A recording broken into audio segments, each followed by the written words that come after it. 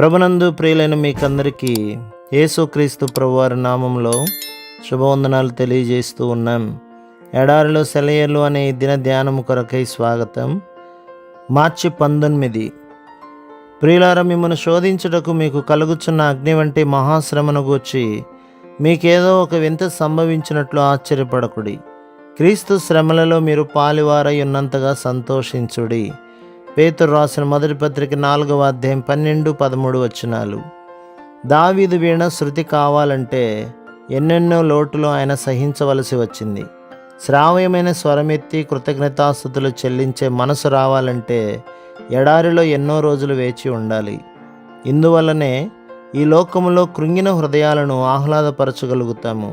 మన తండ్రి ఇంటిని గొప్ప చేయగలుగుతాము.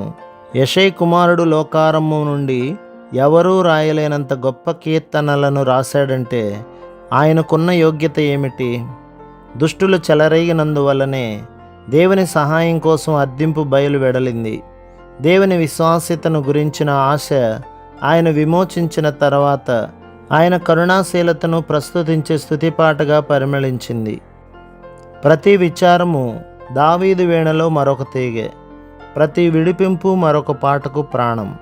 బాధ తొలగిన ఒక పులకరింత, దక్కిన ఒక దీవెన, దాటిపోయిన ఒక కష్టం, గండం, ఇలా ఏ చిన్న అనుభవం దావీదుకు కలిగి ఉండకపోయినా ఈనాడు ఒక కీర్తన కూడా మనకు ఉండేది కాదు. దేవుని ప్రజల అనుభూతులకి అద్దం పట్టి ఆదరణనిచ్చే ఈ కీర్తనలు మనకి లేకపోవటం ఎంత నష్టమయ్యేది మనకి.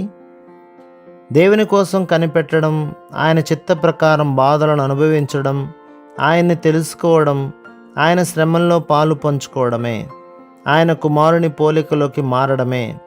కాబట్టి అనుభవం పెరగాలంటే, ఆత్మీయ అవగాహన కలగాలంటే విస్తరించనున్న నీ శ్రమలను చూచి గాబరపడకు. వాటితో బాటే దేవుని కృప కూడా నీ పట్ల విస్తరిస్తుంది. ఎందుకంటే పరిశుద్ధాత్మ ఊపిరి నిన్ను క్రొత్త సృష్టిగా చేసినప్పుడు చలనం లేని రాయిలాగా చేయలేదు. నీ హృదయానుభూతుల్ని ఇంకా మృదువుగా పదిలంగా ఉంచింది.